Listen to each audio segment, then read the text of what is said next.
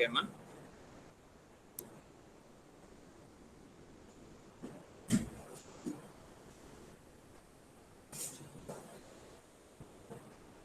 Right. So both MPCS and MCCS ఇద్దరికి visible లోకి వచ్చిందమ్మా PPT. Okay okay right. So ఈ రోజు క్లాస్ లో మనం చూడబోయే కాన్సెప్ట్ వచ్చేసి షెడ్యూలింగ్. ఆల్రెడీ మనం లాస్ట్ క్లాస్ లో ఎస్టిమేషన్ గురించి చూసాము. ఓకే, సో అంతకుముందు సాఫ్ట్వేర్ ప్రాసెస్ మోడల్స్ చూసాము. ఫ్రేమ్వర్క్ యాక్టివిటీస్ లో ఒక ఇంపార్టెంట్ యాక్టివిటీ ఉందని చెప్పాను, అదే మనకి షెడ్యూలింగ్. రైట్. సో ఈ షెడ్యూలింగ్ అనేది ఎక్కడ వస్తుంది అంటే మనకున్న 5 యాక్టివిటీస్ లో ఫస్ట్ మనకి కమ్యూనికేషన్ వస్తుంది, next planning, next modelling, construction, deployment. So ఈ 5 స్టెప్స్ లో కూడా మనకి ఈ ప్లానింగ్ అనే దగ్గర షెడ్యూలింగ్ అనేది మనకు ఉంటుంది. ఓకే, సో లాస్ట్ క్లాస్ లో మనం అంటే ఇంతకుముందు చెప్పుకున్న క్లాస్ లో మనం ప్లానింగ్ గురించి చూసాము, అలానే ఎస్టిమేషన్ గురించి చూసాము. సో ఈ రోజు క్లాస్ లో మనం షెడ్యూలింగ్ గురించి చూద్దాం. సో ప్రాజెక్ట్ ని ఎలా షెడ్యూల్ చేయాలి, ఇక్కడ మనం ఏమేమి అంశాల మీద ఎక్కువ ఫోకస్ చేయాలి అనేది ఈ ప్రాజెక్ట్ షెడ్యూలింగ్ అనే కాన్సెప్ట్ లో చూద్దాం. ఓకే, సో ఇక్కడ ఫస్ట్ మనం షెడ్యూలింగ్ గురించి డిస్కస్ చేసే ముందు ఒక జనరల్ క్వశ్చన్ అన్నమాట, ఎందుకు ప్రాజెక్ట్స్ అనేవి లేట్ అవుతూ ఉంటాయి? ఓకే, సో ఏ కారణాలు అనేవి ప్రాజెక్ట్స్ లేట్ గా ఫినిష్ అవడానికి కారణమవుతాయి అనేది ఇక్కడ కొన్ని పొందుపరచడం జరిగింది. మీరు ఒకసారి స్లైడ్ లో చూడొచ్చు. సో ఒక్కొక్కటి చూద్దాం. ఫస్ట్ వన్ వచ్చేసి అన్రియలిస్టిక్ డెడ్ లైన్. అంటే ఏంటంటే సపోజ్ ఒక ప్రాజెక్ట్ కంప్లీట్ చేయడానికి 6 months మినిమం టైం కావాలనుకోండి, 2 months లోనే టైం చేయాలని చెప్పి మీరు ఏదో హరీబరీగా షెడ్యూల్ చేసుకొని ముందుకెళ్ళినంత మాత్రాన ఆ ప్రాజెక్ట్ అనేది మీరు కంప్లీట్ చేయలేరు. ఓకే, సో అంటే రియలిస్టిక్ గా మీరు ఆలోచించాలి. అన్రియలిస్టిక్ డెడ్ లైన్ ఏంటంటే యాక్చువల్ గా జరిగేది కాకుండా మీరు ఎక్కువ ఊహించేసుకొని నేను తొందరగా చేసేయగలని ఒక నమ్మకంతో మీరు మొదలు పెట్టి చేస్తారు, కానీ మీరు అనుకున్నట్టుగా 2 నెలలు అది కంప్లీట్ అవ్వదు. అది ఒక రీజన్ అయితే. రెండో రీజన్ ఏంటంటే కస్టమర్ రిక్వైర్మెంట్స్ అనేవి ఎప్పటికప్పుడు మారిపోతూ ఉంటాయి. ఓకే, సో ఈ రోజు వచ్చి ఒక 10 రిక్వైర్మెంట్స్ చెప్తే ఒక వారం రోజుల తర్వాత వచ్చి ఇంకొక 10 చెప్తారు, తర్వాత వచ్చి ఇంకొక 10 చెప్తారు. సో మనం ఏమనుకుంటాము, ఫస్ట్ చెప్పిన రిక్వైర్మెంట్స్ ప్రకారమే షెడ్యూల్ చేసుకుని వెళ్తుంటాం కదా. ఎప్పుడైతే కస్టమర్ ఎక్స్ట్రా రిక్వైర్మెంట్స్ ని యాడ్ చేస్తూ ఉంటారో ఆటోమేటిక్ గా ప్రాజెక్ట్ అనేది ఇంకా డిలే అవుతూ ఉంటది, ఇంకా లేట్ ఇంకా వెనక్కి వెళ్ళిపోతూ ఉంటది. అదొక రీజన్. అండ్ మూడోది వచ్చేసి under estimation. Okay, already last class లో చెప్పాను మీకు, ప్రాజెక్ట్ ని ఎస్టిమేషన్ వేయాలంటే ఎక్స్పీరియన్స్డ్ పర్సన్ మాత్రమే ఎస్టిమేషన్ వేయాలి. అన్ఎక్స్పీరియన్స్డ్ అంటే ఇన్ఎక్స్పీరియన్స్ అంటే మీనింగ్ ఏంటి, దాని మీద అవగాహన లేని వాళ్ళు, అసలు ఎక్స్పీరియన్స్ లేని వాళ్ళు కనుక ప్రాజెక్ట్ ఎస్టిమేషన్ వేస్తే దాని వల్ల మనకి చాలా లాస్ అవుతుంది. దాంట్లో ముఖ్యమైనది ఏంటంటే ప్రాజెక్ట్ అనేది ఖచ్చితంగా లేట్ అవుతుంది అనమాట. ఓకే, సో ఎప్పుడు కూడా మనం అండర్ ఎస్టిమేషన్ వేయకూడదు. అండర్ ఎస్టిమేషన్ అంటే మీనింగ్ ఏంటంటే అనుకున్న దానికంటే మనం చాలా తక్కువ ఊహించుకుంటాం. ఓకే, ప్రాజెక్ట్ అనేది 6 నెలలు అనుకోండి, మనం 4 నెలల్లోనే చేయగలం అనుకుంటాం. అలాంటివి అనుకుంటే మాత్రం ఇక్కడ మనకి వర్కౌట్ అవుతుంది అనమాట. నెక్స్ట్ వన్ వచ్చేసి రిస్క్స్. ఓకే, సో రిస్క్స్ అనేవి ఖచ్చితంగా మీరు అంచనా వేయకపోవడం అనేది కూడా ఒక కారణమైంది. మనం ఆల్రెడీ చెప్పుకున్నాం రిస్క్స్ అంటే ఏంటి, వాటిని కనుక మీరు ఖచ్చితంగా హ్యాండిల్ చేయకపోతే, ప్రాపర్ వేలో కనుక హ్యాండిల్ చేయకపోతే అవే మీకు పెద్ద ప్రాబ్లమ్స్ క్రియేట్ చేసి పెడతాయి. సో అలాంటి రిస్క్స్ అనేవి కనుక మీరు కరెక్ట్ గా హ్యాండిల్ చేయకపోతే ఆబ్వియస్ గా ప్రాజెక్ట్స్ అనేవి లేట్ అయిపోతాయి. అండ్ నెక్స్ట్ వన్ వచ్చేసి technical difficulties. So technical difficulties అంటే సపోజ్ అనుకోకుండా మంచి ప్రాజెక్ట్ జరుగుతున్న పీక్ టైంలో సిస్టమ్స్ పాడైపోయినాయి అనుకోండి, ఆల్రెడీ చెప్పుకున్నాం మన రిసోర్సెస్ సంబంధించి, నెట్ పాడైపోయింది అనుకోండి, పవర్ బ్యాకప్ లేదనుకోండి. సో వీటన్నిటి వల్ల ఏంటి, మనం చేసే వర్క్ అనేది ఆగిపోయింది. సో ఇవన్నీ కూడా టెక్నికల్ డిఫికల్టీస్ కిందకు వస్తాయి. సో ఈ టెక్నికల్ డిఫికల్టీస్ గురించి మనం ఆలోచించకపోతే ఆబ్వియస్ గా ప్రాజెక్ట్ అనేది లేట్ అయిపోతుంది. Next human difficulties. So human difficulties అంటే సపోజ్ ఒక ప్రాజెక్ట్ మీద ఒక 10 మంది పనిచేస్తున్నారు. ఓకే, ప్రాజెక్ట్ మీద స్టార్ట్ అయినప్పుడు ఆ 10 మంది ఉన్నారు, మధ్యలో ఒక 2 months గడిచిన తర్వాత వాళ్ళలో ఒక ఇద్దరికి బయట మంచి ఆపర్చునిటీ వచ్చేసరికి వెళ్ళిపోయారు వదిలేసి. సో వాళ్ళు చేయాల్సిన వర్క్ అంతా పెండింగ్ ఉంటుంది, వాళ్ళ ప్లేస్ లో మనం వేరే వాళ్ళని రీప్లేస్ చేసుకోవాలి. సో దీనికంతా కొంత టైం పట్టింది అనమాట. ఓకే, సో అంటే ఎవరైతే హ్యూమన్ రిసోర్స్ ఉన్నారో, ఎంప్లాయీస్ వర్క్ చేస్తున్నారో వాళ్ళు కనుక సరిగా సక్రమంగా వర్క్ చేయకుండా మధ్యలో మానేసి వెళ్ళిపోతే ఆబ్వియస్ గా ప్రాజెక్ట్స్ అనేవి లేట్ అయిపోతాయి. నెక్స్ట్ వన్ వచ్చేసి మిస్కమ్యూనికేషన్స్. సో మిస్కమ్యూనికేషన్ అంటే ఏంటి, ఇప్పుడు ప్రాజెక్ట్ లో చాలా మంది పనిచేస్తూ ఉంటారు. ఓకే, సో ప్రాజెక్ట్ మేనేజర్ ఒకటి చెప్తాడు ప్రాజెక్ట్ లీడర్ కి, బాబు ఈ టీమ్ లో ఉన్న వాళ్ళందరికీ ఇన్ఫర్మేషన్ పాస్ చేయని చెప్తాడు. ప్రాజెక్ట్ లీడర్ ఏం చేస్తారు, మేనేజర్ చెప్పింది కాకుండా దీనేదో ఊహించేసుకుని వేరేది మీకు పాస్ చేస్తాడు. దీనివల్ల ఏమవుతుంది, మిస్కమ్యూనికేషన్ జరిగింది. ఓకే, సో యాక్చువల్ గా జరగాల్సింది ఒకటైతే, యాక్చువల్ గా చేరాల్సిన ఇన్ఫర్మేషన్ ఒకటైతే ఎంప్లాయీస్ దగ్గరికి వేరే ఇన్ఫర్మేషన్ చేరిపోతుంది. దీనివల్ల వాళ్ళు ఏంటి, అనుకున్న టైంకి దాన్ని కంప్లీట్ చేయలేకపోవచ్చు. ఓకే, అలానే ఈ పర్టికులర్ మేనేజ్మెంట్ కనుక ఫెయిల్ అయిపోతే ప్రాజెక్ట్ మేనేజ్మెంట్ కనుక ఫెయిల్ అయిపోతే ఆబ్వియస్ గా ప్రాజెక్ట్ అనేది ఖచ్చితంగా షెడ్యూల్ కి వెనకబడిపోతుంది. సో ఒకసారి షెడ్యూల్ కి వెనకబడిపోయింది అంటే దానికి మీరు ఖచ్చితంగా జవాబు చెప్పాల్సిన అవసరం ఉంటుంది కస్టమర్. ఎందుకంటే మీరు చెప్పారు 6 నెలల్లో పలానా డేట్ కి మీకు ప్రాజెక్ట్ డెలివరీ చేస్తామని చెప్పారు. సో ఆ డేట్ కల్లా కస్టమర్ వచ్చి అక్కడ కూర్చుంటాడు, మీరు ప్రాజెక్ట్ డెలివరీ చేయాలి ఆ రోజు. ఓకే, మీరు అక్కడికి వచ్చి కారణాలు చెప్తుంటే అతను ఏ ఉద్దేశంలో ఉన్నాడు. సో ఆబ్వియస్ గా ఒకసారి మీరు షెడ్యూల్ ని దాటి లేట్ అయింది అంటే దానివల్ల మీరు చాలా కోల్పోవాల్సి వస్తుంది. ఓకే, దానివల్ల కంపెనీకి బ్యాడ్ ఇంప్రెషన్ వచ్చింది అనమాట. అందుకని ఎప్పుడూ కూడా మనం పర్ఫెక్ట్ షెడ్యూలింగ్ అనేది చేసుకోవాలి. సో ఏ విధంగా షెడ్యూల్ చేసుకోవాలి, ఎలా మనం ప్రాజెక్ట్స్ లేట్ అవ్వకుండా చూసుకోవాలనేది ఈ రోజు సెషన్ లో చూద్దాం.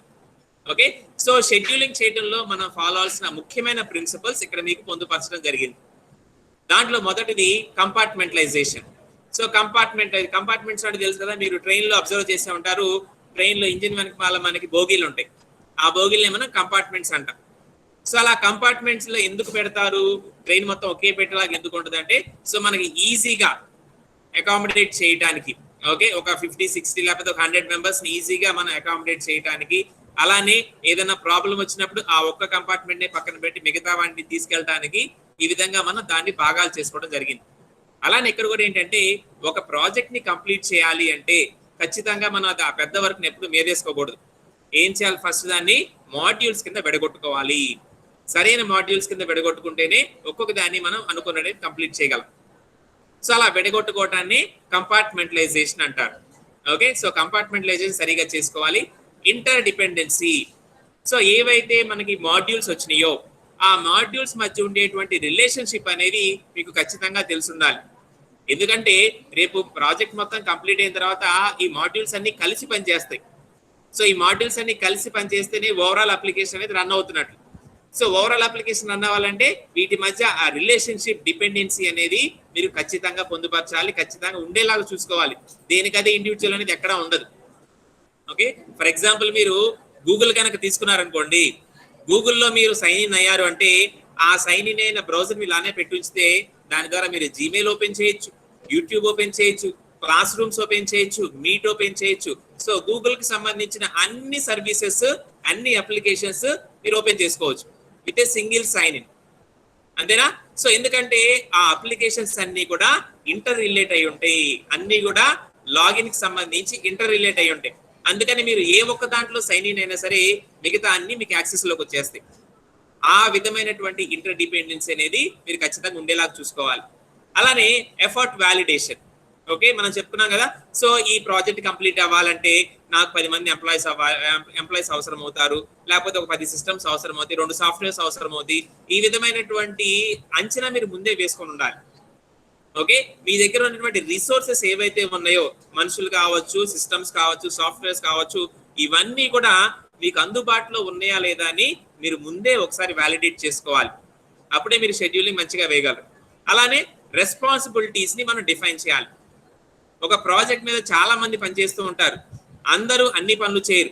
ఓకే, ఎందుకంటే మన ప్రాజెక్ట్ లో 5 ఫ్రేమ్వర్క్ యాక్టివిటీస్ ఉన్నాయి కదా. సో కొంతమంది కమ్యూనికేషన్ లో పనిచేస్తూ ఉంటారు, కొంతమంది ప్లానింగ్ లో ఉంటారు, కొంతమంది మోడలింగ్ లో ఉంటారు, కొంతమంది కన్స్ట్రక్షన్, కొంతమంది డిప్లాయ్మెంట్. సో మనకున్న ఎంప్లాయీస్ వాళ్ళ ఎఫిషియన్సీస్, వాళ్ళ ఎబిలిటీస్ ని బట్టి ఎవరెవరు ఏ మాడ్యూల్ కి సూట్ అవుతారు, ఎవరెవరు ఏ యాక్టివిటీ చేస్తే మంచిగా ఉంటది అనేది మీరు అసెస్మెంట్ చేయగలగాలి. చేసిన తర్వాత వాళ్ళకి ఆ బాధ్యతలు మీరు అప్పగించాలి. ఓకే, రెస్పాన్సిబిలిటీస్ అనేవి ఖచ్చితంగా కరెక్ట్ పర్సన్స్ మీరు అప్పగించాలి. చేయలేని వాళ్ళకి చేయలేని రెస్పాన్సిబిలిటీ ఇచ్చారంటే వాళ్ళు ఆ పని చేయరు. ఆబ్వియస్ గా ఆ పని అనేది పెండింగ్ లో పడిపోయింది, మన ప్రాజెక్ట్ అనేది లేట్ అయిపోయింది. అందుకని రెస్పాన్సిబిలిటీస్ మీరు ఖచ్చితంగా చేయగలిగిన వాళ్ళకి అప్పచెప్పాలి. అలా నెక్స్ట్ వన్ వచ్చేసి అవుట్కమ్స్ డిఫైన్ చేసుకోవాలి. మనం ఒక పని చేసామంటే ఖచ్చితంగా ఆ పనికి తగిన ఫలితం అనేది ఉండాలి. ఆ ఫలితం అనేది మనకి సంబంధించింది అయి ఉండాలి. ఓకే, నేను కూర్చొని ప్రాజెక్ట్ చేస్తున్నాను, ఏదో ప్రోగ్రామింగ్ రాస్తున్నానంటే ఆ ప్రోగ్రామ్ రాసే కోడ్ కానీ ఆ ప్రాజెక్ట్ కానీ అసలు మన అప్లికేషన్ సంబంధించిందేనా, దానివల్ల ఇది ఉపయోగం ఉందా లేదా, సో ఇది రన్ చేసినప్పుడు మనకు కావాల్సిన అవుట్పుట్ అనేది వచ్చిందా లేదా అనేది మనం ముందే చూసి పెట్టుకోవాలి. అండ్ నెక్స్ట్ వన్ వచ్చేసి మైల్ స్టోన్స్.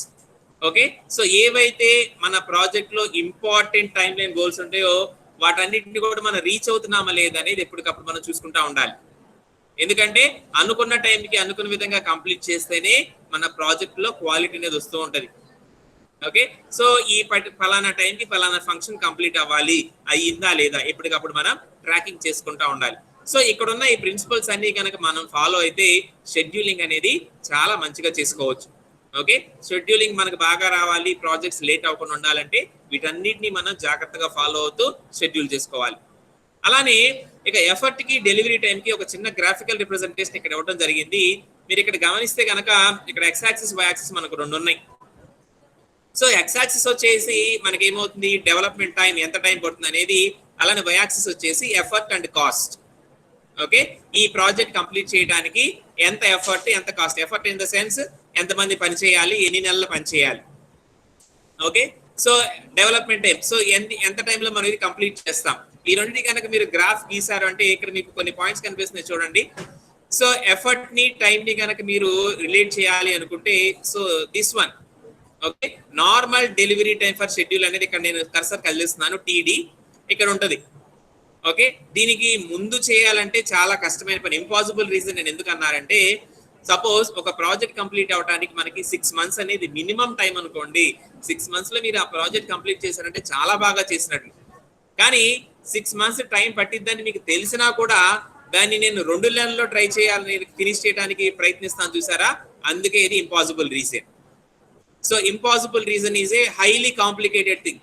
ఎందుకంటే మీరు హర్రీ బరీగా చేసి, లేదు నేను ఎలాగైనా రికార్డ్ బద్దలు కొట్టాల్సిందే, 2 నెలల్లో చేయాల్సిందని హర్రీ బరీగా చేశారనుకోండి, మీ ప్రాజెక్ట్ లో క్వాలిటీ అనేది లేకుండా పోతుంది. అందుకని మనం ఎప్పుడు కూడా తొందర పడకూడదు. సో దేనికి ఎంత టైం అవసరం అంత టైం మనం దానికోసం కేటాయించాలి. ఓకే, సో 6 months లో చేస్తే బాగా చేసినట్లు, అది ఇక్కడ నామినల్ అన్నమాట. సో ఇంకా మీది చిన్న కంపెనీ, మీ దగ్గర తక్కువ మంది ఎంప్లాయీస్ ఉన్నారు, తక్కువ సిస్టమ్స్ ఉన్నాయి అనుకోండి, we have another option TO. Okay, so optimal development అన్నమాట. సో ఆప్టిమల్ డెవలప్మెంట్ అంటే ఈ ప్రాజెక్ట్ కంప్లీట్ అవడానికి ఒక 9 months పట్టిద్ది ఆప్టిమల్. ఓకే, 6 months అంటే పెద్ద కంపెనీ వాళ్ళు చేస్తారు, 9 months అంటే ఒక చిన్న కంపెనీ, మన స్టార్ట్అప్ కంపెనీస్ వాళ్ళు చేయాలనుకోండి, వాళ్ళకి 9 months ఇచ్చి వాళ్ళు 9 months లో చేస్తే బాగా చేసినట్లు. ఓకే, సో ఇక 9 months దాటి వెళ్ళింది అంటే ఇక్కడ చూడొచ్చు మీరు గ్రాఫ్ అనేది పైకి రైజ్ అవుతుంది. ఎందుకు రైజ్ అవుతుంది, ఈ ఆప్టిమల్ టైం దాటిన తరువాత ఇక మీరు దానికోసం ఎంత కష్టపడ్డా సరే అది ఎక్స్ట్రా ఖర్చే.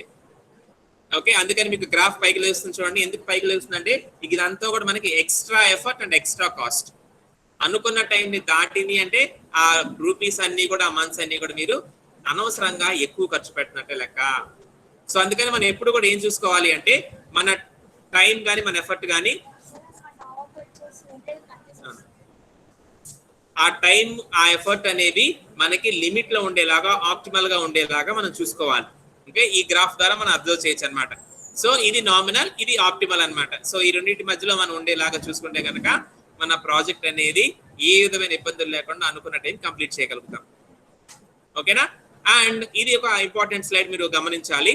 సో ఎఫర్ట్ ని మనం ఎలా అలొకేట్ చేసుకుంటాం. ఎఫర్ట్ అంటే ఏంటి, మనకి ఎంప్లాయీస్ పని చేస్తూ ఉంటారు కదా, సో కొన్ని నెలల పాటు పని చేస్తూ ఉంటారు కొంతమంది ఎంప్లాయీస్ కలిసి. సో ఈ 10 మంది ఎంప్లాయీస్ సపోజ్ ఒక 12 నెలలు పని చేస్తాను అనుకోండి, వాళ్ళు ఆ పని చేసేటువంటి ఎఫర్ట్ ని ఎలా మనం డిస్ట్రిబ్యూట్ చేసుకుంటాం అనేది ఇక్కడ మీకు ఈ బార్ చార్ట్ రూపంలో చూపించడం జరిగింది. ఓకే, మనకున్న 5 యాక్టివిటీస్ ని వీళ్ళు 3 parts గా డివైడ్ చేయడం జరిగింది. ఒక్కొక్క దానికి ఎంత పర్సెంటేజ్ ఆఫ్ ఎఫర్ట్ అంటే ఎంత మనం దానికోసం కష్టపడుతున్నాము, ఎంత ప్రయత్నం దానికోసం పెడుతున్నాం అనేది ఇక్కడ మీకు చూపించడం జరిగింది. సో ఉన్న టోటల్ టైంలో మనకున్న టోటల్ ఎఫర్ట్ లో 50% దాకా ఫ్రంట్ ఎండ్ యాక్టివిటీస్ అన్నమాట. అంటే ఏంటంటే కస్టమర్ తో మాట్లాడటము, కస్టమర్ నుంచి రిక్వైర్మెంట్స్ తీసుకోవటము, ఆ రిక్వైర్మెంట్స్ ని అర్థం చేసుకోవటము, వాటిని అనాలిసిస్ చేయటము, అనాలిసిస్ చేసిన రిక్వైర్మెంట్స్ కి అనుగుణంగా డిజైన్ ని రూపొందించుకోవటము. ఓకే, సో ఈ డిజైన్ అనేది కస్టమర్ రిక్వైర్మెంట్స్ కి అనుగుణంగా ఉందా లేదని మనం రివ్యూ చేసుకోవటము, ఇవంతా కూడా చాలా పెద్ద పని. అందుకని ఈ ఫ్రంట్ ఎండ్ యాక్టివిటీస్ మొత్తానికి దాదాపుగా 50% కష్టం అనేది మనం పడాల్సిన అవసరం ఉంటది. అంటే ఒక ప్రాజెక్ట్ కంప్లీట్ అవడానికి 100% కష్టం అనుకోండి, అంటే హార్డ్ వర్క్ మీరు చేయాల్సింది అనుకోండి. సో దాంట్లో ఒక 50% మీరు దీనికే అలాట్ చేసుకోవాలి. ఎందుకంటే మీరు రిక్వైర్మెంట్స్ ని సరిగా అర్థం చేసుకోకపోయినా, వాటిని సరిగా అనాలిసిస్ చేయకపోయినా, దానికి తగినట్లుగా ప్రాపర్ డిజైనింగ్ చేసుకోకపోయినా కానీ తర్వాత జరిగేటువంటి కోడింగ్ కానీ టెస్టింగ్ కానీ మనకు అనుకూలంగా ఉండవు. అవి మన ప్రాజెక్ట్ నుంచి డీవియేట్ అయిపోతాయి. సో ఆ ప్రాబ్లం మనకి రాకుండా ఉండాలి అంటే ఫస్ట్ లోనే కొంచెం ఎక్కువ టైం అయినా సరే మనం దానికోసం ఎక్కువ ఎఫర్ట్ పెట్టాల్సిందే. ఆ ఎక్కువ ఎఫర్ట్ ఏంటంటే ఇది. సో 40 to 50% ఎఫర్ట్ అనేది ఫ్రంట్ ఎండ్ యాక్టివిటీస్ మీదే ఉంటుంది. ఓకే, సో కస్టమర్ నుంచి రిక్వైర్మెంట్స్ తీసుకున్న తర్వాత వాటిని అనాలిసిస్, డిజైన్ అలానే వాటిని రివ్యూ చేసి ఫైనలైజ్ చేసుకోవడం. వన్స్ డిజైన్ ఫైనలైజ్ అయింది, మనకి మోడల్ అనేది ఫైనలైజ్ అయిపోయింది అని మీరు అనుకున్న తర్వాత you can start coding. Programs రాస్తారు. Okay, that is the construction step. So programs రాస్తారు, ఆ మోడల్ కి తగినట్లుగా ఆ ఫంక్షన్స్ అన్ని వచ్చేలాగా మీరు కోడింగ్ చేస్తారు. ఏదో ఒక లాంగ్వేజ్ యూస్ చేసి సినో, జావానో, పిహెచ్పినో మీకు ఏదైతే ఆ ప్రాజెక్ట్ కి సూటబుల్ లాంగ్వేజ్ ఉందో ఆ లాంగ్వేజ్ ని యూస్ చేసి మీరు కోడింగ్ చేస్తారు. సో ఇక్కడ మీరు గమనించవచ్చు, కోడింగ్ కోసం పెద్ద కష్టపడాల్సిన అవసరం లేదు. 15-20% ఎఫర్ట్ దానికోసం పెడితే చాలు. ఎందుకంటే ఎంప్లాయీస్ అందరూ కూడా కోడింగ్ లో ఎఫిషియెంట్ గా ఉంటారు, అంతేనా? సో సాఫ్ట్వేర్ కంపెనీస్ లో పనిచేసే వాళ్ళందరూ ఏంటి, మంచి టెక్నికల్ ఎక్స్పర్ట్స్. వాళ్ళందరూ కూడా వాళ్ళకి మంచిగా లాంగ్వేజెస్ అన్ని వచ్చు, ప్రోగ్రామింగ్ లాంగ్వేజ్, వాళ్ళు కోడింగ్ బాగా చేయగలరు. సో వాళ్ళంత పెద్ద డిఫికల్టీగా ఫీల్ అవ్వరు. సో వాళ్ళకి చెప్పిన టైంలో చెప్పిన విధంగా దాన్ని కంప్లీట్ చేసేస్తారు. అందుకని ఒక 20% మనం దీనికోసం పెట్టుకుంటే చాలు. ఓకే, అండ్ ఇక్కడ మీరు గమనిస్తే కోడింగ్ మొత్తం అయిపోయిన తర్వాత మనం టెస్టింగ్ చేయాల్సిన అవసరం ఉంటుంది. మీకు ఆల్రెడీ చెప్పాను, కోడింగ్ చేసిన తర్వాత తీసుకెళ్ళి వాళ్ళ దగ్గర పెట్టాం కదా, కోడింగ్ చేసిన దాన్ని మనం ఖచ్చితంగా టెస్టింగ్ చేసుకోవాలి. సో టెస్టింగ్ కూడా మీరు ఇక్కడ చూస్తే 30 to 40% ఎఫర్ట్ అనేది మనం టెస్టింగ్ కోసం పెట్టాం. ఎందుకంటే ప్రాజెక్ట్ ని డెవలప్ చేయటం ఎంత ఇంపార్టెంటో ఆ ప్రాజెక్ట్ ని టెస్ట్ చేయటం కూడా అంతే ఇంపార్టెంట్. ఎందుకు టెస్ట్ చేయాలి? మనం రాసినటువంటి ఫంక్షన్స్, మనం రాసిన కోడ్ అంతా కూడా పర్ఫెక్ట్ గా వర్క్ అవుతుందా లేదా, అనుకున్న విధంగా అవుట్పుట్స్ వస్తున్నాయా లేదా అనేది మనం తెలుసుకోవాలంటే ఖచ్చితంగా మనం దాన్ని ప్రాపర్ టెస్టింగ్ చేయాలి. ఓకే, సో టెస్టింగ్ లో మనకి నంబర్ ఆఫ్ టెక్నిక్స్ ఉంటాయి. ఇక్కడ కొన్ని మీకు ఇచ్చారు ఎగ్జాంపుల్ కింద. Unit testing, integration, white box, black box regression, system testing, acceptance testing చాలా ఉంటాయి. సో ఈ నంబర్ ఆఫ్ టెస్టింగ్స్ అన్ని మనం పెర్ఫామ్ చేయాలి. ఓకే, ఏదో మన ల్యాబ్ లో ప్రోగ్రామ్ చేసినట్టుగా ఒక చిన్న ప్రోగ్రామ్ రన్ చేసి enter the value for n అంటే ఒక 2 ఇచ్చి అవుట్పుట్ రాగానే నోట్ చేసుకోవడం కాదు. ఒక ప్రాజెక్ట్ ని మనం రకరకాలుగా టెస్ట్ చేయాలి. ఫర్ ఎగ్జాంపుల్, కరెక్ట్ ఇన్పుట్ ఇచ్చినప్పుడు కరెక్ట్ అవుట్పుట్ వస్తుందా రావట్లేదా, రాంగ్ ఇన్పుట్ ఇచ్చినప్పుడు అది ఏ విధంగా రెస్పాండ్ అవుతుంది, దానికి సంబంధం లేకుండా మనం ఎక్సెసివ్ గా, అంటే దానికి మీరు 2 నంబర్స్, అంటే లోడ్ గురించి చెప్తున్నాను నేను, దానికి 2 నంబర్స్ సరిపోయింది, మీరు 10 నంబర్స్ ఇచ్చారు, అది ఎలా రియాక్ట్ అవుతుంది? ఒకేసారి 100 మంది మీ అప్లికేషన్ యూజ్ చేస్తున్నారు, అప్పుడు అది ఎలా తట్టుకుంటుంది? ఈ విధంగా మీరు దాన్ని రకరకాలుగా టెస్ట్ చేస్తారు. అన్ని టెస్టింగ్ లో అది పాస్ అవ్వాలి. ఎక్కడైనా దాంట్లో ప్రాబ్లం ఉందంటే వెంటనే రెక్టిఫై చేసుకోవాలి. ఎందుకంటే వన్స్ కంపెనీ నుంచి ప్రొడక్ట్ డెలివరీ అయ్యి కస్టమర్ దగ్గరికి వెళ్ళింది అంటే, కస్టమర్ ఇన్స్టాల్ చేసుకుని వర్క్ చేయడం స్టార్ట్ చేశాడంటే, అతని దగ్గర ప్రాబ్లమ్స్ వచ్చినాయి అంటే ఆబ్వియస్ గా కంపెనీకి బ్యాడ్ నేమ్ వస్తుంది. సో అందుకని ఇక్కడ చూడొచ్చు మీరు, ప్రొడక్ట్ ని డెవలప్ చేయడం కంటే కూడా ప్రొడక్ట్ ని టెస్ట్ చేయడం కోసం వాళ్ళు ఎక్కువ ఎఫర్ట్ పెడుతున్నారు, ఎక్కువ టైం దానికోసం కేటాయిస్తారు, ఎక్కువ మంది దాని మీద పనిచేస్తుంటారు. ఈ విధమైనటువంటి అలొకేషన్ మనం చేసుకోవాలి. ఓకే, సో మీరు జనరల్ గా ఏం చేస్తారంటే, సపోజ్ డిజైన్ చేసుకోవడానికి ఒక 10%, కోడింగ్ చేయడానికి ఒక 40%, టెస్టింగ్ చేయడానికి ఒక 50% పెట్టినారు అనుకోండి. సో డిజైనింగ్ మీరు 10% పెట్టారు, 10% పెట్టారంటే ప్రాపర్ డిజైనింగ్ రాదు, మంచిగా ఉండదు. మంచి డిజైన్ లేకపోతే మీరు 50% హార్డ్ వర్క్ చేసి దాన్ని డెవలప్ చేసినా సరే దానివల్ల ఉపయోగం ఉండదు. అందుకని మనం పడే కష్టం అనేది ప్రాపర్ గా అలొకేట్ చేసుకోవాలి. ఇక్కడ మీకు చూపిస్తున్న ఈ బార్ చార్ట్ అనేది దాని గురించి రిప్రజెంట్ చేస్తుంది. ఓకేనా? So different types of activities కి ఎలా మనం అలొకేషన్ చేసుకోవాలి ఇక్కడ చూడొచ్చు. ఎఫర్ట్ కి సంబంధించి మనం ఫ్రంట్ ఎండ్ యాక్టివిటీస్ ఏం చేయాలి, కోడింగ్ ఏం చేయాలి, టెస్టింగ్ ఏం చేయాలి. ఓకేనా? నెక్స్ట్, సో టాస్క్ సెట్ మనం చెప్పినాం కదా, ఒక ప్రాజెక్ట్ ని మనం కంప్లీట్ చేసుకోవాలంటే దానికి సంబంధించి డిఫరెంట్ టాస్క్స్ ఉంటాయి లోపలికి వెళ్ళినప్పుడు. సో వాటిలో మనం ఏం చేసుకోవాలంటే, సో అసలు మనం ఏ టైప్ ఆఫ్ ప్రాజెక్ట్ చేస్తున్నాం. So different types of projects ఉంటాయి. కొన్ని ప్రాజెక్ట్స్ బ్యాంకింగ్ సంబంధించి, కొన్ని ప్రాజెక్ట్స్ ఆన్లైన్ షాపింగ్ సంబంధించి, కొన్ని ప్రాజెక్ట్స్ ఎడ్యుకేషనల్ ఇన్స్టిట్యూట్ సంబంధించి, కొన్ని ప్రాజెక్ట్స్ పర్సనల్ గా అంటే ఇండివిజువల్ మెడికల్ స్టోర్స్ కానీ సూపర్ మార్కెట్స్ అలా ఉంటాయి అన్నమాట. సో మీరు ఏ టైప్ ఆఫ్ ప్రాజెక్ట్ ని చేస్తారని ఫస్ట్ మీరు అర్థం చేసుకోవాలి. ఓకే, నెక్స్ట్ ఎంత దాని మీద మనం కాంప్లెక్సిటీ పెట్టాలి, దాంట్లో ఉన్నటువంటి టఫ్నెస్ ఎంత, అది ఏ విధంగా వాళ్ళు ఉపయోగించుకుంటారు అనేది మీరు ఫస్ట్ అసెస్మెంట్ చేసుకోవాలి. రైట్? నెక్స్ట్ ఆ ప్రాజెక్ట్ కంప్లీట్ చేయాలంటే మనం ఏ టైప్ ఆఫ్ టెక్నిక్ ని ఫాలో అవ్వాలి, ఏ టైప్ ఆఫ్ టెక్నిక్ ని మనం అడాప్ట్ చేసుకుంటే ఈజీగా ఇది కంప్లీట్ అవుతుంది అనేది మీరు ఖచ్చితంగా గుర్తించాలి. ఎందుకంటే మనకు సాఫ్ట్వేర్ ప్రాసెస్ లో చాలా మోడల్స్ ఉంటాయి. ఆ మోడల్స్ లో ఒక్కొక్క మోడల్కి ఒక్కొక్క ప్రత్యేకత ఉంటుంది. సో మనం డెవలప్ చేయబోయే ఈ అప్లికేషన్ కి ఏ టైప్ ఆఫ్ మోడల్ ని వాడితే పర్ఫెక్ట్ గా ఆప్టిమల్ గా కంప్లీట్ చేయొచ్చు అనేది మీరు ఖచ్చితంగా ఐడెంటిఫై చేయాలి. ఓకే, చేసిన తర్వాత మనకి ఏవైతే సూటబుల్ అవుతాయో, మనకి ఏవైతే అప్లికబుల్ అవుతాయో అటువంటి టాస్క్స్ మనం ఐడెంటిఫై చేసి వాటిని మాత్రమే పెర్ఫామ్ చేయాలి. ఫర్ ఎగ్జాంపుల్ ఇందా మీకు చెప్పాను, టెస్టింగ్ చేసేటప్పుడు మనం చాలా రకాల టెస్టింగ్ చేయాల్సిన అవసరం ఉంటుంది. ఓకే, ఒక చిన్న సూపర్ మార్కెట్ లో ఒక బిల్లింగ్ మెషిన్ మీరు చేస్తున్నారు అనుకోండి, ఆ బిల్లింగ్ మెషిన్ సంబంధించి టెస్టింగ్ చేసేటప్పుడు దాన్ని 100 మంది యూజ్ చేస్తారా, 100 ఇన్పుట్లు ఇస్తారా, లేకపోతే దాన్ని వేరే వాళ్ళు యూజ్ చేస్తే ఎలా ఉంటుంది, ఇన్ని రకాల టెస్టింగ్ దానికి అవసరం లేదు. ఒక మెషిన్ ఒక పర్సన్ కూర్చొని చేసుకుంటాడు కాబట్టి దానికి టెస్టింగ్ లో అంత ఎక్కువ చేయాల్సిన అవసరం లేదు. అలానే సపోజ్ మీరు ఒక ఆన్లైన్ బ్యాంకింగ్ సంబంధించి అప్లికేషన్ చేస్తున్నారు అనుకోండి, అప్పుడు ఈ చిన్న టెస్టింగ్ చేస్తే సరిపోదు, దానికి అన్ని రకాల టెస్టింగ్స్ అప్లై చేయాలి. సో మనం చేసే ప్రాజెక్ట్ ని బట్టి దాని మీద అప్లై చేసే టెక్నిక్స్, స్ట్రాటజీస్ ఎప్పటికప్పుడు మనం మార్చుకుంటా ఉండాలి. ఆ విధంగా చేసుకున్నప్పుడే షెడ్యూల్ ప్రకారంగా ప్రాజెక్ట్ అనేది మనం కంప్లీట్ చేయగలం, లేదంటే డిలే అయిపోతుంది. ఓకేనా, ఇదిగో. సో టాస్క్ సెట్ ని రిఫైన్మెంట్ చేసుకోవటం. రిఫైన్మెంట్ చేసుకోవటం అంటే ఇంకా మనం ఎలాబరేట్ చేసి రాసుకోవటం అన్నమాట. సో ఇక్కడ ఎగ్జాంపుల్ ఏం చెప్పారంటే, ఇక్కడ చూడండి 1.1 అనేది వీళ్ళు ఒక టాస్క్ రాసుకున్నారు, ఒక టాస్క్ అనమాట. 1.1 అనేది ఏంటంటే concept scoping determines the overall scope of the project అనేది, సపోజ్ అది ఒక టాస్క్ అనుకోండి. సో ఆ టాస్క్ అది ఓవరాల్ జనరల్ గా చెప్పారు, కానీ మీరు ఎప్పుడైతే దాన్ని లోపలికి దిగి చేయాలనుకుంటున్నారో దాని గురించి మీకు మొత్తం తెలిసి ఉండాలి, మొత్తం అవగాహన ఉండాలి. అందుకని మీరు ఆ టాస్క్ లోపల ఏమేం చేయాలనేది ఈ స్టెప్స్ అన్ని రాసుకుంటారు. This is called refinement. Okay, మీరు ఇందాక బ్రీఫ్ గా చెప్పిన 1.1 ని నేను ఎలాబరేట్ చేసి, చూడండి ఎన్ని పాయింట్స్ రాశారు, 1.1.1, 1.1.2, మళ్ళీ దీని లోపల 1.1.2.1 ఇలా ఎలాబరేట్ చేసి రాసుకోవాలి. అప్పుడే దాని గురించి పూర్తి అవగాహన అనేది డెవలపర్స్ వచ్చింది. ఓకే, ఒక టాస్క్ ని మీరు డిఫైన్ చేసిన తర్వాత ఖచ్చితంగా మీరు దాన్ని రిఫైన్ చేయాలి. రిఫైన్ చేయడం ఏంటంటే దాన్ని ఎలాబరేట్ చేయాలి. ఓకే, అంటే ఫర్ ఎగ్జాంపుల్ మీకు సిలబస్ పాయింట్ ఆఫ్ వ్యూలో చెప్పాలంటే unit 1 okay software engineering introduction, unit 2 requirements engineering, unit 3 designing, unit 4 user interface, unit 5 testing. అలా చెప్పి వదిలేసాను అనుకోండి, వాటిని చూస్తే మీరు ఎప్పటికల్లా కంప్లీట్ చేస్తారంటే ఏం చెప్పగలరు? నేను జస్ట్ ఒక హెడ్డింగ్స్ చెప్పాను మీకు, యూనిట్స్ హెడ్డింగ్స్ 5 యూనిట్స్ హెడ్డింగ్స్ చెప్పాను. సో ఇప్పుడు ఈ మొత్తం సిలబస్ ఎప్పటికల్లా కంప్లీట్ అయిందంటే 5 యూనిట్లు అంటే 5 10 50 గంటలు అని చెప్తామా, లేకపోతే 5 12 60 గంటలు అని చెప్తామా? వి కెనాట్ సే, కరెక్ట్ గా మనం చెప్పలేం. ఎప్పుడు చెప్పగలము? ఒక్కొక్క యూనిట్ లోపల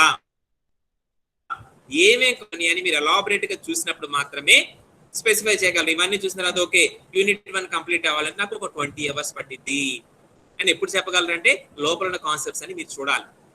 అప్పుడే మీరు పర్ఫెక్ట్ షెడ్యూలింగ్ చేయగలరు. ఓవర్ యూనిట్ నేమ్స్ తెలిసినంత మాత్రాన మనం షెడ్యూలింగ్ అనేది కరెక్ట్ గా చేయలేము. అందుకనే మన టాస్క్ ని డిఫైన్ చేసిన తర్వాత, అంటే టాస్క్ ఏంటో మనం చెప్పిన తర్వాత ఖచ్చితంగా మనం దాన్ని రిఫైన్ చేసుకోవాలి. రిఫైన్ చేసుకోవడం అంటే ఎలాబరేట్ చేసుకోవడం అన్నమాట. ఓకేనా, సో ఎలాబరేట్ చేసుకున్నప్పుడు మాత్రమే మనకి ఆ వర్క్ అనేది ఎలా ఉంటుందో తెలిసింది. ఇక్కడ చూడండి ఒక నెట్వర్క్ లాగా, అంటే ఒక ఫ్లో రిప్రజెంటేషన్ మీకు ఇచ్చాడు. సో టోటల్ గా ఏమేం జరుగుతుంది, దేని తర్వాత ఇది ఎలా ఉంటుంది అనేది మీరు ఇక్కడ వర్క్ ఫ్లో చేశారు. ఇదంతా కూడా ఒక టాస్క్ కి సంబంధించిందే. ఇలాంటి టాస్క్లు మన ప్రాజెక్ట్ లో చాలా ఉంటాయి. ఓకే, ఒక్కొక్క దాంట్లో మళ్ళీ ఇన్ డెప్త్ గా ఏమేం జరుగుతుందని మీకు ఒక జస్ట్ ఒక డయాగ్రామ్ ఇక్కడ ఇచ్చారు. సో దీని వల్ల మనకి ఏం అర్థమైంది అంటే అసలు ఒక టాస్క్ కంప్లీట్ అవ్వాలంటే లోపల ఏమేం చేయాలనేది ఒక పూర్తి అవగాహన మనకు వచ్చింది. ఇది ఎందుకు ఉపయోగపడిద్ది అంటే ఇదిగోండి దీనికోసం. ఓకే, ఇదే మనకి కావాల్సింది టైమ్ లైన్ చార్ట్స్. చాలా చాలా ఇంపార్టెంట్ ఇది మనకి ఎగ్జామ్ పాయింట్ ఆఫ్ వ్యూలో. టైమ్ లైన్ చార్ట్స్ ఏం చెప్తే ప్రాజెక్ట్ యొక్క షెడ్యూలింగ్ ని వీక్ ప్రకారంగా ఇవ్వడం జరిగింది. ఇక్కడ చూడండి టోటల్ గా మన ప్రాజెక్ట్ లో ఎన్ని టాస్క్లు ఉన్నాయి, ఎన్ని వీక్స్ మనం ఈ ప్రాజెక్ట్స్ కోసం వర్క్ చేస్తాం, ఇలా ఇస్తాం అనమాట. ఓకే, ఇక్కడ కనిపిస్తుంది కదా మీకు స్క్రీన్ మీద, టోటల్ గా మన ప్రాజెక్ట్ లో ఎన్ని టాస్క్లు ఉన్నాయి, ఈ టాస్క్ల కోసం మనం ఎన్ని వీక్స్ కష్టపడతాం. సో ఇక్కడ చూస్తే మీకు టాస్క్ 1 అనేది ఎక్కడ మొదలైంది ఎక్కడ ఫినిష్ అయింది మీకు ఇక్కడ క్లియర్ గా ఈ లైన్ రూపంలో మీకు కనిపిస్తుంది. సో టాస్క్ 1 అనేది వీక్ 1 స్టార్టింగ్ లో మొదలైంది, వీక్ 2 లో ఒక 20-30% గడిచిన దాకా కూడా ఈ పని జరుగుతానే ఉంటది, ఇక్కడికి అయిపోయింది అనమాట. అలానే టాస్క్ 2 కనుక చూసారనుకోండి, టాస్క్ 2 అనేది మనకు ముందే మొదలవుతుంది. ఎప్పుడు మొదలైద్ది? వీక్ 1 మిడిల్లో మొదలైద్ది. అక్కడి నుంచి మొదలయ్యి ఇదిగోండి వీక్ 2 మొత్తం జరిగింది. వీక్ 3 లో ఒక 70% దాకా ఉంది. అంటే ఇది మొత్తం కూడా టాస్క్ 2 ఇంత టైం పట్టింది. ఓకేనా? నెక్స్ట్ అలానే టాస్క్ 4, ఇక్కడ మీకు టాస్క్ 4 కనుక చూస్తే, సో టాస్క్ 4 అనేది అసలు వీక్ 1 లో లేదు.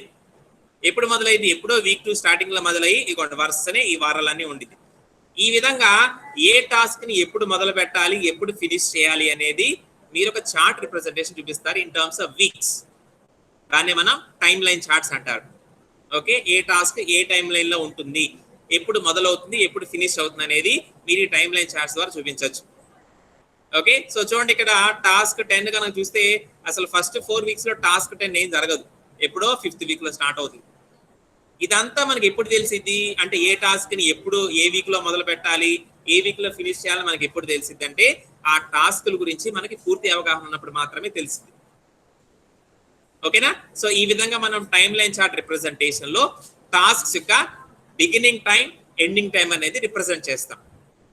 ఓకే, డీవియేషన్ ఎలా తెలిసింది? ఎందుకు మనకి టైం లైన్ చార్ట్స్ అని చూసాం అనుకో. టాస్క్ 1 వీక్ 1 లో మొదలైంది కదా, వీక్ 2 లో 20% 30% అయిపోవాలి. అవ్వకుండా కూడా ఇంకా ఇక ఇక్కడ చేస్తూ ఉన్నారనుకోండి వాళ్ళు, దిస్ ఈస్ ద డిలే. దీన్ని వాళ్ళు డిలేగా పరిగణలోకి తీసుకుంటారు. అంటే పలానా డేట్ కి, అంటే సపోజ్ ఆ November 20th కి మీకు అయిపోవాలి, మీకు డెడ్ లైన్ అది. 21st, 22nd, 23rd కూడా ఇంకా పని జరుగుతూ ఉంది అనుకోండి task 1, that comes under delay. అంటే మీ టాస్క్ డిలే అయింది, అనుకున్న టైం కంప్లీట్ అవ్వలేదు. ఎందుకు అవ్వలేదు మీరు ఎక్స్ప్లెనేషన్ ఇవ్వాల్సి ఉంటుంది. అది మొత్తం కూడా మనం ఐడెంటిఫై చేయడం కోసమే ఈ టైం లైన్ చార్ట్స్. ఎప్పటికప్పుడు ఈ ప్రాజెక్ట్ మేనేజర్స్ దీన్ని మానిటరింగ్ చేస్తూ ఉంటారు. వీళ్ళందరూ అనుకున్న టైంకి వర్క్స్ అన్ని కంప్లీట్ చేస్తున్నారా, లేకపోతే ఏమైనా డీవియేషన్స్ ఉన్నాయా అని. ఎందుకంటే ఈ డీవియేషన్స్ అనేవి మొదట్లోనే గమనించాలి. ఎప్పుడో చివరిలో చూస్తున్నారని చెప్పి వదిలేస్తే చివరికి ఈ పెద్ద భారం కూర్చుంటాయి. అంత భారాన్నప్పుడు కవర్ చేయడం కష్టం కాబట్టి ఇప్పుడే ముందే గుర్తించామనుకోండి. ఓకే, 21, 22 కూడా వాళ్ళు చేస్తున్నారు. అడుగుతాం, బాబు ఎందుకు మీరు 20th కల్లా కంప్లీట్ చేయాలి, ఈ రోజు 22nd అయినా కానీ మీరు ఇంకా ఎందుకు చేస్తారు అని అడుగుతాం. వాళ్ళు ఏదో రీజన్స్ చెప్తారు. ఆ రీజన్స్ కి సొల్యూషన్ మన చేతుల్లో ఉందనుకంటే, ప్రాజెక్ట్ మేనేజర్ చేతిలో ఉందనుకోండి, వెంటనే చెప్పేస్తారు, బాబు ఇంకొక ఇద్దరిని తెచ్చుకో, లేకపోతే ఇంకొక 2 గంటలు ఎక్స్ట్రా పని చేయి, నాకు మాత్రం వాళ్ళు కంప్లీట్ అవ్వాల్సిందని అక్కడితో దాన్ని ఫినిష్ చేసేస్తారు. సో దట్ రిమైనింగ్ వర్క్ అనేది డిలే అవ్వకుండా యాజ్ గా జరుగుతూ ఉంటుంది. సో ఈ విధమైనటువంటి స్టెప్స్ తీసుకోవడానికి ఈ టైం లైన్ చార్ట్స్ అనేవి ఇప్పటికప్పుడు మనకి ఒక ట్రాకింగ్ లాగా ఉపయోగపడుతూ ఉంటాయి. ఓకేనా? నెక్స్ట్ ఇవేంటంటే ఒక టూల్స్, మనకు ఆల్రెడీ చెప్పినాం కదా, మన సాఫ్ట్వేర్ ఇంజనీరింగ్ లో చాలా టూల్స్ మనకు ఉపయోగపడుతూ ఉంటాయి. సో ఆటోమేటెడ్ టూల్స్ ద్వారా టైం లైన్ చార్ట్స్ ఇలా వీక్ వైజ్ గా జనరేట్ చేయొచ్చు. సో దీన్ని బట్టి ప్రాజెక్ట్ మేనేజర్స్ ఎప్పటికప్పుడు చూసుకుంటూ ఉంటారు, ఏ టాస్క్ ఎప్పుడు కంప్లీట్ అయ్యింది, ఎక్కడ డిలేలో ఉందనేది దీన్ని బట్టి వాళ్ళు అబ్జర్వ్ చేసుకోవచ్చు. ఓకే, వన్స్ మనం షెడ్యూలింగ్ చేసిన తర్వాత, ఇందాక చెప్పాం కదా, ఇప్పుడు టైం లైన్ చార్ట్స్ ప్రకారం మనం షెడ్యూలింగ్ చేసేసాం. చేసిన తర్వాత ఎలా మనం ఆ షెడ్యూల్ ని ట్రాక్ చేసుకోవాలి? ఓకే, ఇక్కడ మనం కొన్ని పాయింట్స్ పొందుపరచడం జరిగింది, ఒకసారి చూడండి వాటిని.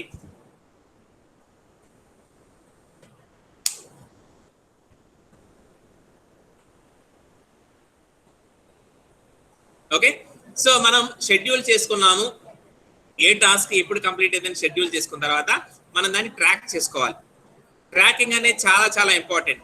ఎందుకంటే అనుకున్న టైంకి అనుకున్నట్లుగా పనులు జరుగుతున్నాయా లేదా అని గమనించాలి అంటే మనం ట్రాకింగ్ అనేది చేస్తూ ఉండాలి. సో ఎలా ట్రాక్ చేస్తాం అనేది కొన్ని టెక్నిక్స్ ఇవ్వడం జరిగింది ఇక్కడ. ఓకే, సో ఫస్ట్ వన్ వచ్చేసి రెగ్యులర్ గా, అంటే మీరు వీక్లీ వన్స్ కానీ లేకపోతే 2 వీక్స్ ఒకసారి కానీ ఖచ్చితంగా ప్రాజెక్ట్ స్టేటస్ మీద మీటింగులు పెట్టాలి.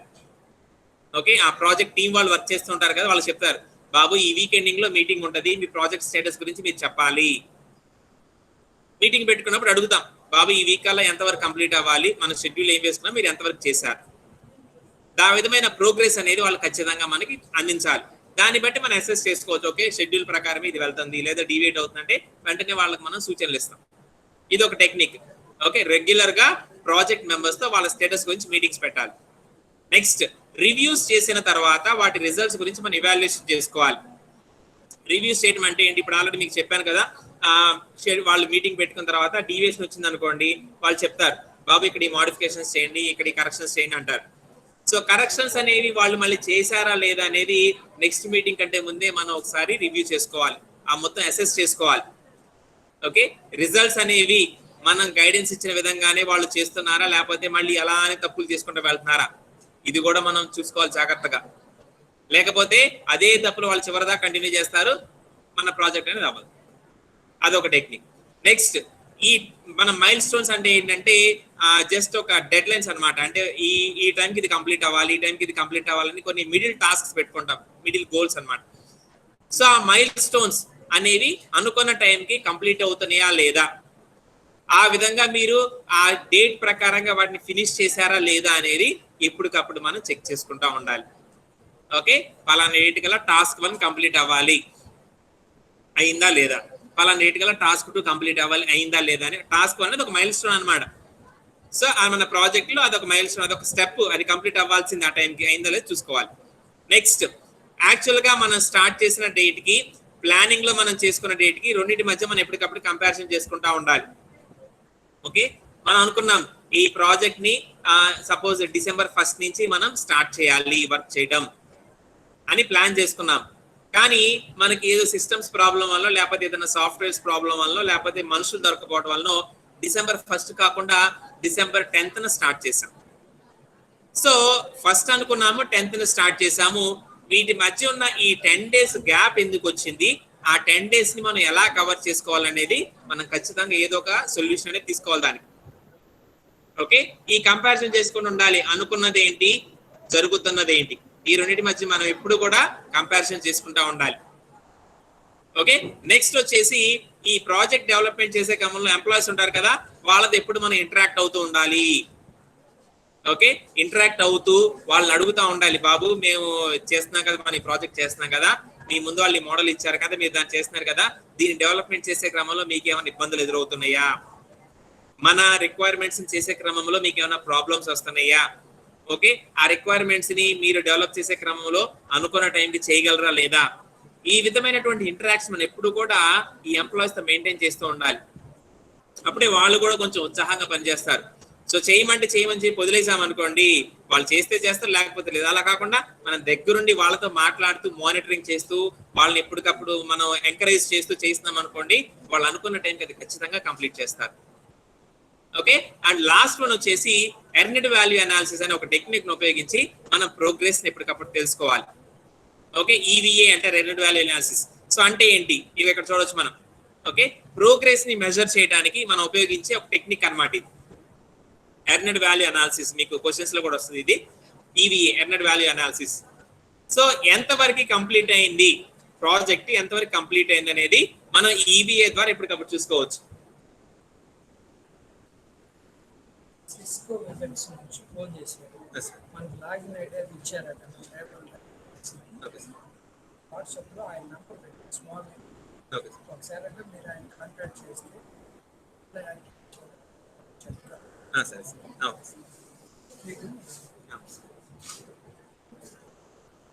ఓకేనా. సో ఈ ఎర్నెడ్ వాల్యూ అనాలిసిస్ ఉపయోగించి మనం ఎంతవరకు ప్రాజెక్ట్ ని కంప్లీట్ చేసాం, అదే ఇక్కడ మనకి హెడ్డింగ్ లో ఉంది, పర్సెంట్ ఆఫ్ కంప్లీట్నెస్ ఎంతవరకు వచ్చింది అనేది మనం అసెస్మెంట్ చేసుకోవచ్చు.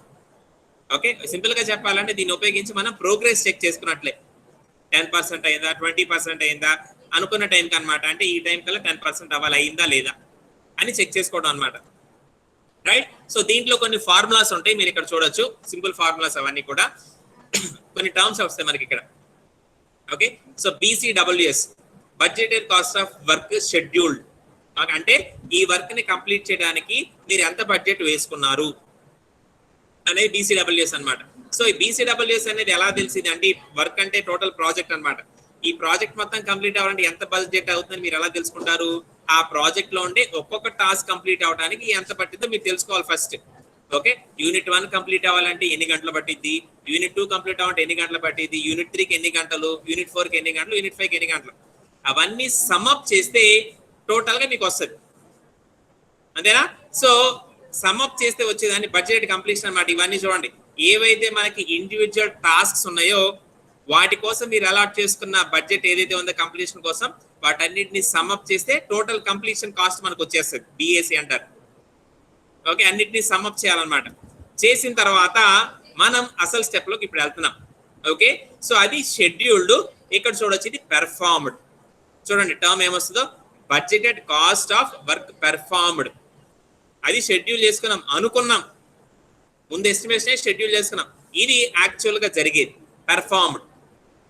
ఓకే, సో పెర్ఫార్మెన్స్ చేసేటప్పుడు అనుకున్న టైంకి అనుకున్న విధంగా అవుతున్నాయా లేదా అనేది ఎప్పటికప్పుడు మనం ట్రాకింగ్ చేసుకుంటాం. ఎలా చేస్తాం, మళ్ళీ ఒక టాస్క్ ఎప్పుడు కంప్లీట్ అయింది, ఎప్పటికి ఇది పెర్ఫార్మ్ చేసాము. పెర్ఫార్మ్ అంటే కంప్లీట్ చేయడం అనమాట. సో షెడ్యూల్ చేసుకుంది పక్కన ఉంది, ఇప్పుడు పెర్ఫార్మ్ చేసి ఇటు పక్కన వస్తూ ఉంటుంది అనమాట. రెండింటిని మీరు కంపారిజన్ లో పెడతారు. ఓకే, సో బీసీడబ్ల్యూఎస్ షెడ్యూల్ చేసుకుంది, బీసీడబ్ల్యూ పెర్ఫార్మ్ చేసింది, వాటి మధ్య ఉండేటువంటి రిలేషన్షిప్ మీరు చూస్తారు. అదే ఇక్కడ చూడొచ్చు వేరియన్స్ అని ఇక్కడ మనకు వస్తుంది చూడండి, schedule variance. Okay, BCWP minus BCWS. Schedule చేసింది 50 అవర్స్ లో కంప్లీట్ అయిందని మీరు అనుకున్నారు, పెర్ఫార్మ్ చేసింది 60 అవర్స్ పట్టింది. వాటి మధ్య వేరియన్స్ ఎంత, 60 మైనస్ 50 అంటే 10 అవర్స్ వేరియన్స్ వచ్చింది. అంతేనా? షెడ్యూల్ చేసుకుందేమో అంటే మీరు అనుకున్నారు 50 అవర్స్ లో కంప్లీట్ చేద్దామని, కానీ యాక్చువల్ గా చేసే క్రమంలో అది 60 అవర్స్ పట్టింది, 60. సో ఎంత వేరియన్స్ వచ్చింది, 10 అవర్స్ వేరియన్స్ వచ్చిందని మీరు కనుక్కుంటారు అనమాట. అలానే పెర్ఫార్మెన్స్ ఇండెక్స్ అంటే ఎంత బాగా మీరు చేశారు, ఎంత పర్సెంట్ మీరు కంప్లీట్ చేశారని మీరు చూసుకోవడానికి BCW by BCWS. Okay, so 50 hours 50 hours 100% work completed అంటే ప్రోగ్రెస్ కోసం అన్నమాట. ఇది 50 అవర్స్ షెడ్యూల్ చేశారు, 50 అవర్స్ మీరు చేస్తారు, 100% కంప్లీట్ అయిపోయింది. 50 అవర్స్ వర్క్ కంప్లీట్ మీరు షెడ్యూల్ చేశారు, 40 అవర్స్ అనుకోండి. ఓకే, సో 40 బై 50 వేస్తారు, రైట్? సో ఒక 80% ఎంత మీకు కంప్లీట్ అయినట్టు వరకు, ఇంకొక 20% వరకు పెండింగ్ ఉన్నట్టు అనమాట. సో అలా ప్రోగ్రెస్ ని ట్రాక్ చేసుకోవడం కోసం మనం ఈ బీసీడబ్ల్యూఎస్ బీసీడబ్ల్యూపీని ఉపయోగిస్తాం. ఇవి రెండు కూడా మనకి ఎర్నడ్ వాల్యూ అనాలిసిస్ లో వచ్చే ఫార్ములాస్ అన్నమాట. Okay, so earned value analysis ఉపయోగించి మనం ఎప్పటికప్పుడు ప్రాజెక్ట్ యొక్క ప్రోగ్రెస్ ని మనం అసెస్మెంట్ చేసుకోవచ్చు. ఎంతవరకు కంప్లీట్ అయింది అంటే ఎంత పర్సెంట్ కంప్లీట్ అయింది, ఇంకెంత పర్సెంట్ మనం చేయాల్సింది అనేది మనం దీని ద్వారా తెలుసుకోవచ్చు అనమాట. ఓకే, అలానే ఇదిగోండి పర్సెంట్ ఆఫ్ కంప్లీషన్ కి మనం ఉపయోగిస్తే ఫార్ములాస్. ఓకే, ఇది కాస్ట్ కి సంబంధించింది. ఓకే, సో కాస్ట్ కి సంబంధించి ఇందాక మనం చెప్పుకుంది ఎఫర్ట్ కి సంబంధించి కదా షెడ్యూల్ చేసుకున్నాము, ఇది కాస్ట్ కి సంబంధించి సేమ్ ఫార్ములాస్. సో మనం ఎంతవరకు కంప్లీట్ చేసామంటే ఎంతవరకు బడ్జెట్ చేసుకున్నాము, ఎంత యాక్చువల్ కాస్ట్ అయింది. ఓకే, మనం బడ్జెట్ వేసుకుందేమో సపోజ్ ఒక 10 lakhs అనుకున్నాము, కానీ దాన్ని కంప్లీట్ చేసే క్రమంలో ఒక 12 lakhs అయింది. టైంలానే మనీ కూడా. సో 10 lakhs అనుకున్నాము, 12 lakhs అయింది. ఎంత వేరియేషన్ వచ్చింది, 2 lakhs వేరియేషన్ వచ్చింది. అది ఎక్స్ట్రా ఖర్చు అయింది అనమాట, అది మన కస్టమర్ నుంచి తీసుకుంటాం. లేదు 10 lakhs మనం ఎస్టిమేషన్ వేసుకున్నాము, 5 lakhs లోనే కంప్లీట్ చేసాం అనుకోండి, ఆ 5 lakhs అనేది కస్టమర్ కి మిగిలిపోయినట్లు అనమాట. సో ఈ విధమైనటువంటి వేరియేషన్ ఎంత ఉంది అనేది క్యాలిక్యులేషన్ చేయడం కోసం మనం ఈ ఎర్నడ్ వాల్యూ అనాలిసిస్ ను ఉపయోగిస్తాం. ఓకేనా? సో ప్రాజెక్ట్ ని షెడ్యూల్ చేసుకోవడం ఎంత ఇంపార్టెంటో ప్రాజెక్ట్ ని ట్రాకింగ్ చేయడం కూడా అంతే ఇంపార్టెంట్. ఓకేనమ్మా? సో ఇక్కడ కనుక మీరు గమనిస్తే ఇంతకు ముందు మనం షెడ్యూలింగ్ చేసుకునేటప్పుడు డిఫరెంట్ రూల్స్ ఫాలో అయ్యాం చూడొచ్చు. సో ఈ విధమైనటువంటి ప్రిన్సిపల్స్ ని అప్లై చేస్తూ మనం షెడ్యూలింగ్ చేసుకున్నాం. ఎలా, ఇదిగోండి ఈ టాస్క్ డిఫైన్మెంట్ చేసుకొని టైం లైన్ చార్ట్స్ ని ఉపయోగించి మనం షెడ్యూల్ చేసుకున్నాం. ఇక షెడ్యూల్ చేసుకున్న వర్క్ ని ట్రాకింగ్ చేసుకోవడం కోసం మనం మళ్ళీ డిఫరెంట్ టెక్నిక్స్ ఉపయోగించాలి. అంటే షెడ్యూల్ చేసుకున్న విధంగా మనం ముందుకెళ్తున్నామా లేదా తెలుసుకోవడం కోసం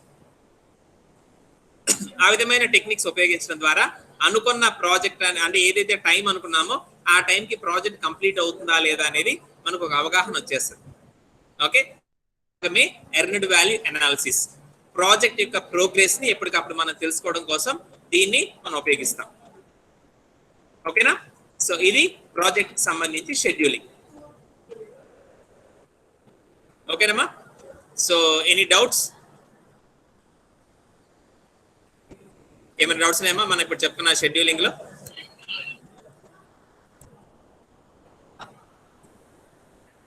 Yeah, if you have any doubts you can ask. So చాలా సింపుల్ కాన్సెప్ట్ ఇది షెడ్యూలింగ్ అనేది మనకి.